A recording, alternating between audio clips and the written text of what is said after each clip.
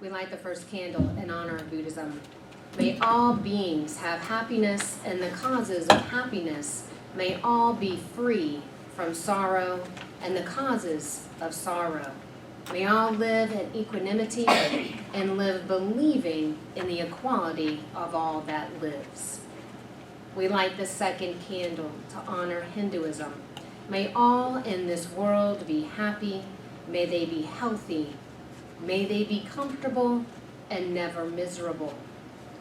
May the rain come down in the proper time. May the earth yield plenty of corn. May the country be free from war. We light the third candle in honor of Christianity. May God bless you and protect you. May he smile on you and be gracious to you. May he show you his favor and give you his peace. We light the fourth candle in honor of Islam. Peace be upon you and Allah's mercy and blessings. We light the fifth candle in honor of Judaism. Blessed are you, the Eternal One, our God, ruler of the cosmos, who has kept us alive, sustained us, and enabled us to reach this moment. We light the sixth candle to honor spirituality of the Cheyenne Nation. Let us know peace, for as long as the moon shall rise, for as long as the rivers shall flow, for as long as the sun shall shine, for as long as the grass shall grow, let us know peace. We light the final candle to honor spirituality of the Samburu people of Kenya. May God set you free. May God guard your night and day.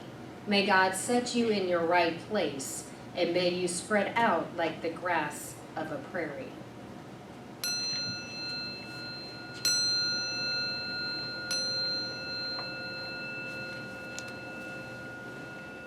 Spirituality in action, our August theme. Respect other nations and peoples, gratitude. The practice of blessing is a simple way to develop a constantly centered awareness. It is a tool for growing in universal love and avoiding judgment. So if you could just take these words to that inner sanctuary for a few moments of contemplation.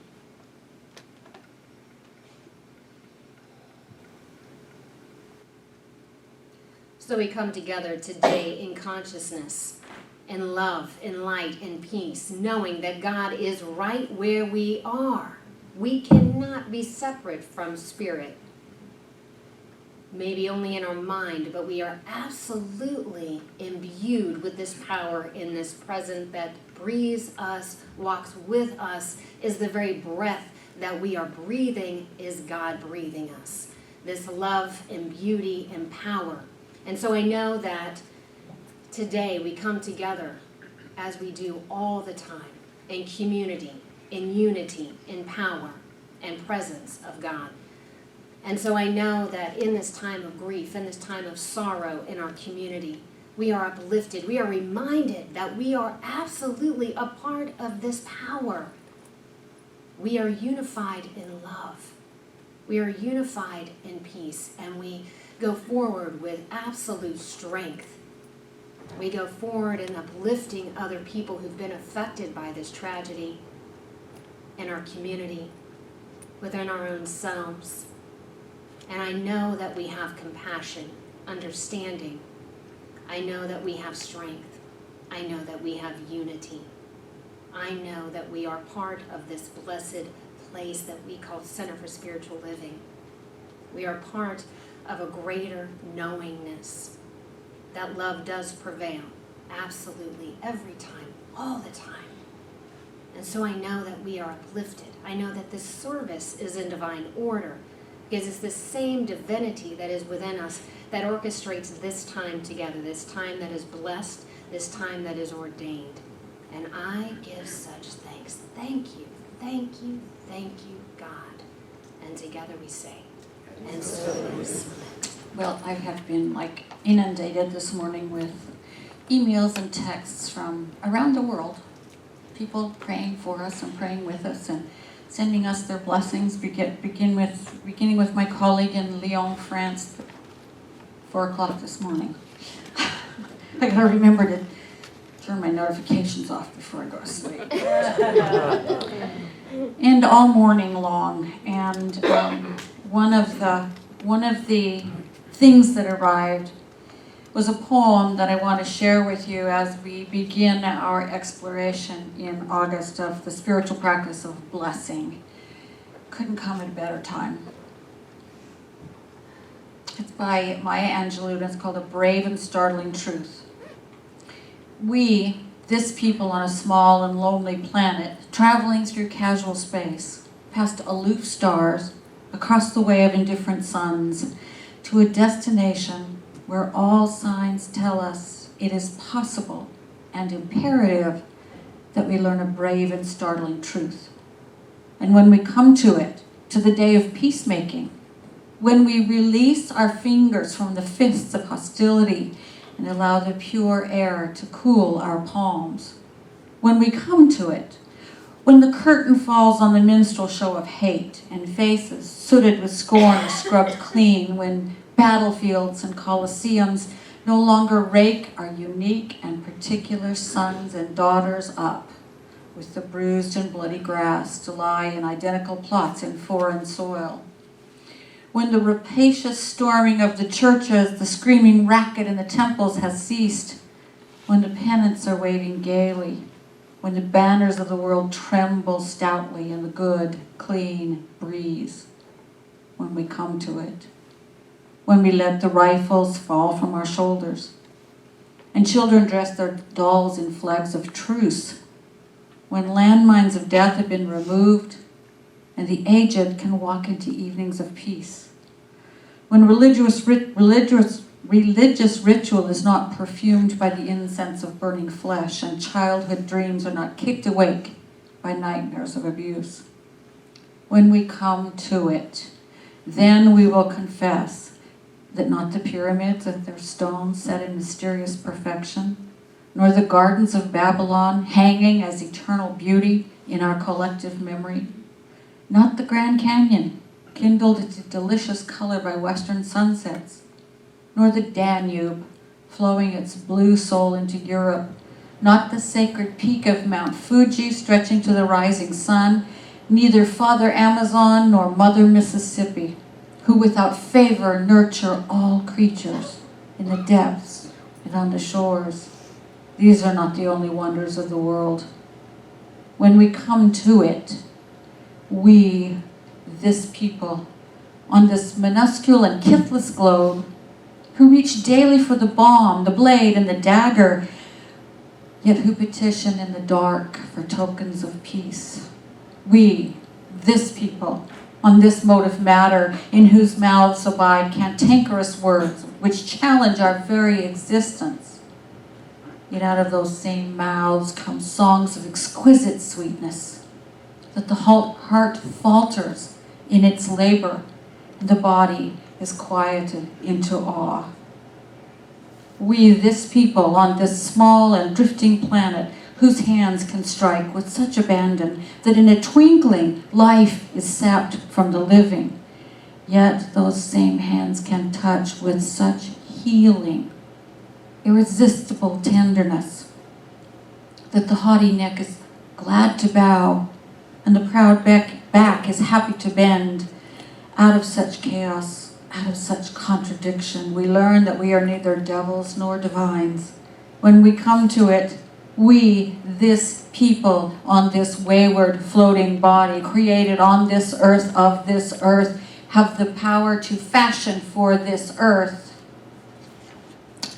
a climate where every man and every woman can live freely, without sanctimonious piety, without crippling fear. When we come to it, we must confess that we are the possible. We are the miraculous, the true wonder of this world. That is when, and only when, we come to it. And I think this is where we are in our humanity, in the evolution of our entire species. We gotta come to it We got to come to that moment and realize that it's the way we approach life, the way we presence ourselves in the world, the way we show up in our interactions, and the way we show up with our governments, and the way we do all that we do in our interior and our exterior lives. That's what matters. It is the way we show up. Are we going to show up as miraculous love, or are we going to show up as that clenched fist? It's how we show up. It's how we practice what we say we believe that creates our world. We're evolving as creatures, as spiritual beings, as a spiritual movement. We're continuously evolving, and what we've come to, I think, in our movement is that it is now time for our practices and our presence to turn outward to the whole, to all those other fellow sentient beings that are around the planet, and tend to that whole as we tend to ourselves. We're part of this whole. We're interdependent with this whole, and it's time for us to do the inner work and the outer work. It's time for us to show up as what we believe every single moment of every single day. And you know, it's the first Sunday in August, and things work out amazingly. The book for August is a lovely little tome called The Gentle Art of Blessing by Pierre Pradervand. And he is a sociologist who's, I think, he's from a Scandinavian country. I can't remember right now, but he's been all over the world, and he reminds us that everything, one of the first things in the book is a reminder that everything from traffic jams to illnesses to angry responses to having our feelings hurt to falling in love and falling out of love to losing a job and finding a job and living in the aftermath of a mass shooting, everything is an opportunity for us to discover and progress and unveil and awaken and wonder this thing called life.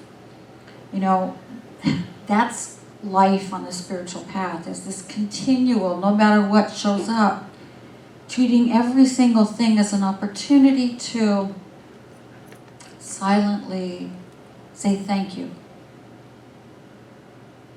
And that is very difficult to do on days like today. It's very difficult. But spiritual practice, spiritual life is about remembering that there's only one of us, that we are all part of this one, that is the transformational thing right there. But it's only transformational if we live it daily. We don't get transformed just by thinking about it occasionally. We have to live it. And so we need to strive at this point to publicly live what we say we believe. Publicly live from that oneness. And so we're going to explore this gentle art of blessing. Blessing ourselves, blessing those around us, blessing the world, blessing everything that crosses our path. Blessing those who make us angry, blessing those who make us sad. Blessing the politicians and the pundits and the teachers and the prisoners and the students and everybody and everything. It's a very potent way of living what we say we believe. And I have defined blessing as calling something forth as a force for good in the world. And what that means is that we wish unconditionally, no strings attached, from the depths of our hearts, unrestricted good for whoever it is that we're blessing, whether that's us or an event or people, unrestricted good that is unconditional, no strings, nobody has to earn it. We simply invoke goodness upon the thing we're blessing, the person we're blessing, on everything. According to Pierre Pradervand, and I would say according to our founder Ernest Holmes, this constant blessing helps us align with spiritual law, spiritual principles, the things that govern the universe, the unseen parts of the universe. When we recognize that, we receive back what we give out, right? Pradervand said to bless is to acknowledge the omnipresent universal beauty that's hidden from our material eyes. It is to achieve It is to activate that law of attraction, which from the furthest reaches of the universe will bring into your life exactly what you need to experience and enjoy. It's interesting to hear that from a sociologist, because it's exactly what we teach here, right? That there are certain laws, including this law of reciprocity. The universe is reciprocal. We receive back what we send out. So if we send out fear and anger, what's going to come back to us? Yet if we send out this unconditional blessing, that's what's going to come back to us, right? But more than that, when we send out this unconditional blessing, it spreads, like in that initial reading in the candlelighting reading, it spreads out like the grass upon a prairie when we do that. When we constantly bless others and we constantly bless our world, it begins to feel blessed. And I think that feeling of being loved is probably the most potent transformative force there is in the world. These young, usually frustrated men, I hate to say it, who grab guns and go out and shoot people, they're not even old enough that their critical thinking is engaged yet. They're kind of at this stage of development where all they can think about is how screwed up their lives are and how screwed up the world is and how other people are doing it to them. And when we start to bless them, maybe we can bring a little sunshine into their lives. Certainly we can make our world a better place from that attitude of wishing unconditional good for the world. When we are continually blessing, the world begins to feel blessed. And it helps us live from our beliefs. It helps us stay centered and calm and focused on what's real. And it helps us stay out of those cages of fear and frustration and anger and retribution that the ego throws up every time something rubs up against us. There's a guy named David Spangler. Some of you may have read his book. He wrote a book a while ago called The Laws of Manifestation. And he said, blessing is not a technique we perform, but a presence we embody. It is not an act we do to someone or something, but a relationship we form with them that enables us all to be embraced in the presence of an unobstructed world. That relationship is love.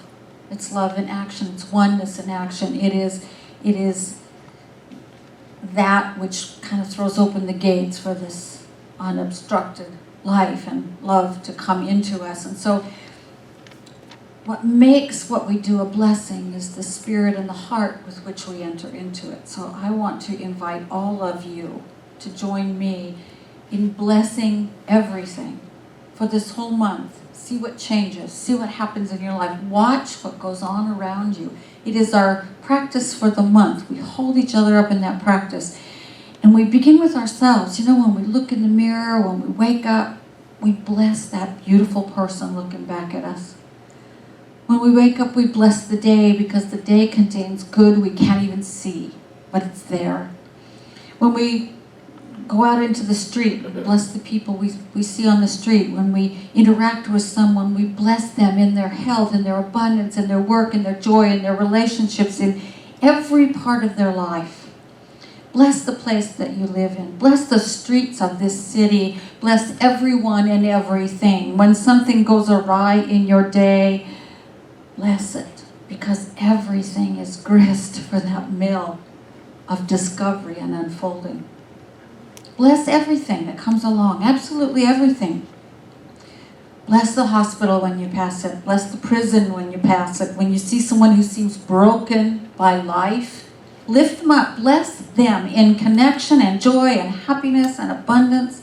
Bless all of it. In response to a mass shooting, in response to mass poverty, in response to mass incarceration, let us become mass blessers. Let us give mass blessings instead, wherever we go. It's a simple practice. Here's an example, a blessing for politicians. We need this. I bless all the politicians in the United States in their highest sense of integrity, their ability to put public service before personal gain, and their desire for equitable long-term solutions. I bless them in their ability to manifest courage and moral rectitude, rather than bend to pressure and expediency. We call forth that which we wish to see, and we wish that person unconditional good while we do it. See, it breaks us out of this deeply ingrained habit of judging, and finding something wrong everywhere we look. It reminds us that we are all so deeply interwoven. We can't separate from each other. We can't separate from the one. When we bless all, without distinction as to whether someone deserves it or not, we are changed. We're changed. We're a different presence after that. We touch people differently. And blessing is the ultimate form of giving back to life. Because those you bless will never know what caused that little ray of sunshine to come into their lives. It'll just happen, right? And you'll never see it happen. But you can count on it happening. If you come from the heart, from an authentic wish to increase the good, you can count on that sunlight showing up. And you can count on it showing up back for you. It'll come from some other place, but it will show up. I think this practice can change the world. And I know it will change our lives. I know it will bring us to a different way of being present in the world. And that's what we need to be. We need to show up without judgment, without restriction, without condition, as love. There's a little poem I ran across yesterday called Small Kindnesses. I think it was on Facebook. It's by Danusha Lamaris. And part of it talks about just little acts of blessing as we go through our day, little acts of kindness. And she says, we have so little of each other now, so far from the tribe and the fire. Only these brief moments of exchange.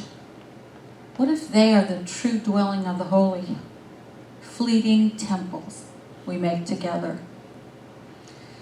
So my invitation to you is to build some temples this month. Build a little temple with everyone you meet and everyone you talk to and every situation you think about and every starving polar bear and every abused dog and every orangutan and every sleek otter and everything that you see. Build a little temple of belonging with that creature, that sentience. Bless it all with every breath. Bless it all.